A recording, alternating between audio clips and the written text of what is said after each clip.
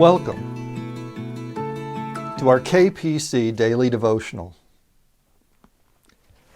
Let's begin by reading from Paul's epistle to the Romans from chapter 7, and we'll start at verse 14.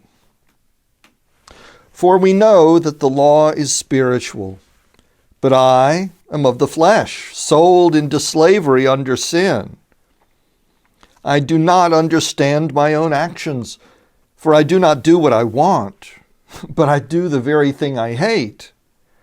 Now, if I do what I do not want, I agree that the law is good, but in fact it's no longer I that am doing it, but sin that dwells within me. For I know that nothing good dwells within me, that is, in my flesh. I can will what is right, but I cannot do it. For I do not do the good I want, but the evil I do not want is what I do. Now, if I do what I do not want, it's no longer I that do it, but rather sin that dwells within me. So I find it to be a law that when I want to do what is good, evil lies close at hand. For I delight in the law of God in my inmost self, but I see in my members another law at war with the law of my mind, making me captive to the law of sin that dwells in my members. Wretched man that I am, who will rescue me from this body of death? Thanks be to God through Jesus Christ our Lord.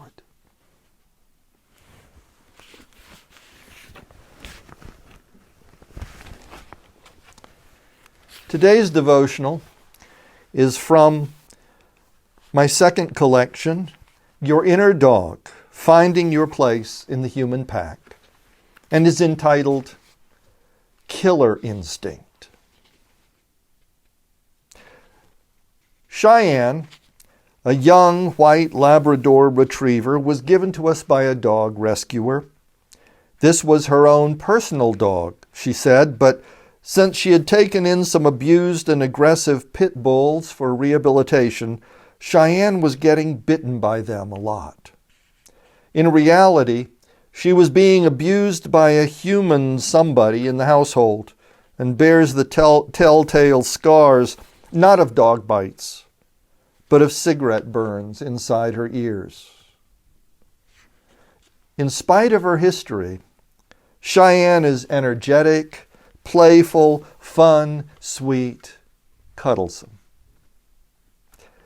She also kills things. She can't help it. After all, she's a hunting dog. It's her instinct.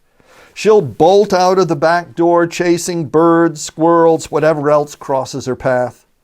She has killed several rats, a squirrel, a chipmunk, several young robins, a cardinal, a couple of young possums.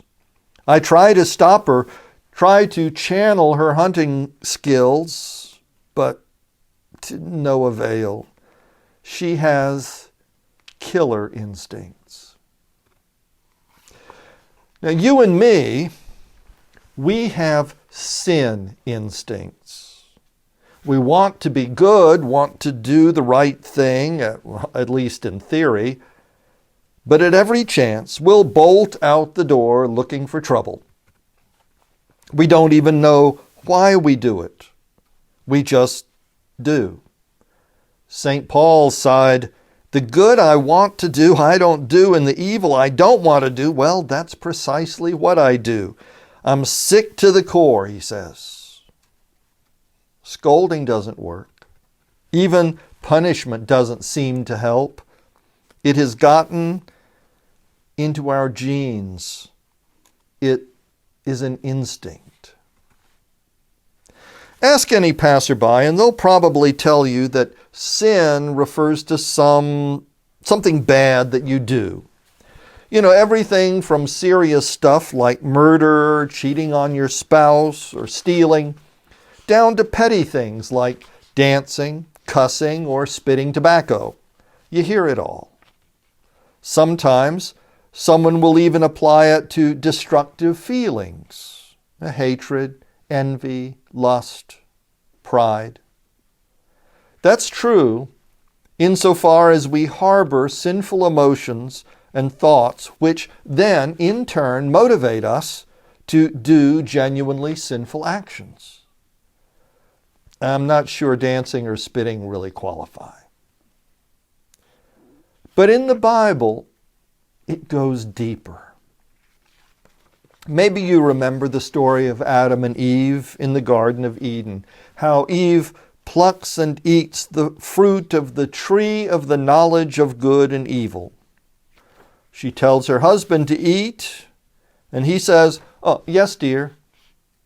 The point is that at some point, humans stopped simply doing what God told them to do and took it upon themselves to make their own moral decisions without input from God at all.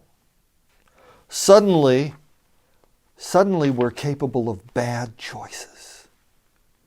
And pretty soon find ourselves helplessly, habitually drawn to the worst choices possible.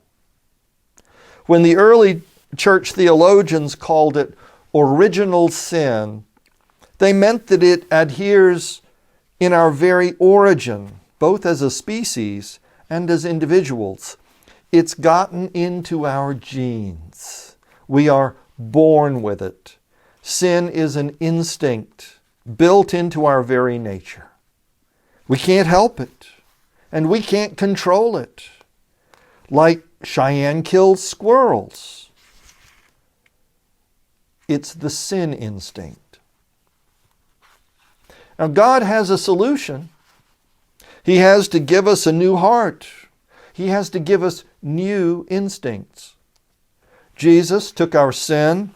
He took it to the cross, dying in our place, so we can receive a new nature with new instincts. Now, there's still a learning process, learning to pay attention to and follow those new impulses. We're still always tempted by those squirrels and chipmunks and robins. But over time, we find that we have fewer distractions if we keep our eyes on the Master and we listen to his steady voice of command and affirmation. Now, you and I will never overcome our killer sin instinct on our own. But as we rely daily upon our Master, he'll give us other things to think about, better things to hold our attention, higher things to be enthused about. And bit by bit, those squirrels and robins just don't seem that exciting anymore. I wish you a blessed day ahead. Goodbye.